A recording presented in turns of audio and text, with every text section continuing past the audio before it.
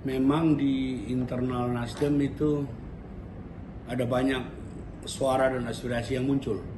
Mas Anies Baswedan orang yang punya kapasitas, punya integritas, punya kualitas.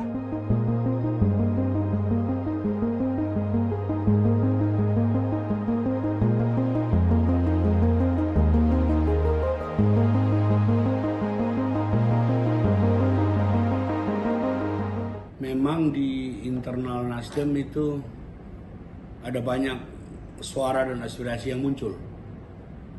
Ada dari kalangan internal, ada dari kalangan eksternal. Nah, kita sudah membicarakan tentang rencana Pilkada DKI ini dengan Koalisi 01 itu sudah berkali-kali. Intinya, karena sekarang pimpinan DPRD DKI dipegang oleh PKS sebagai ketua dan Nasdem sebagai wakil ketua, kita sangat berkeinginan untuk memenangkan Pilkada DKI supaya terjadi sinkronisasi antara legislatif dan eksekutif.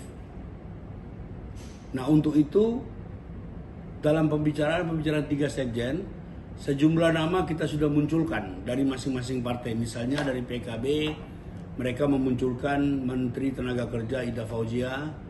Dari PKS mereka memunculkan nama Mardani Alisera dan Sohibul Iman. Dari Nasdem memang dari bawah itu banyak suara-suara menyebut nama Sahroni dan Bibi Andrino.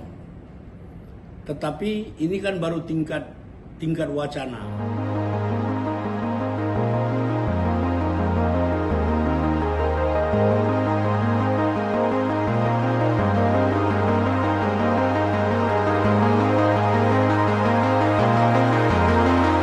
Apresiasi Nasdem yang sudah menyebut nama Mas Anies Baswedan. Tapi kita hargai proses di Mahkamah Konstitusi.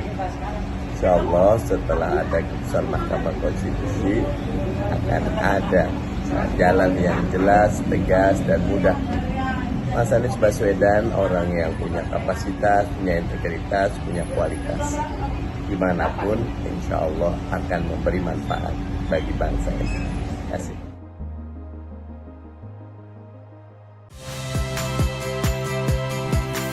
Saya Tifa Solesa.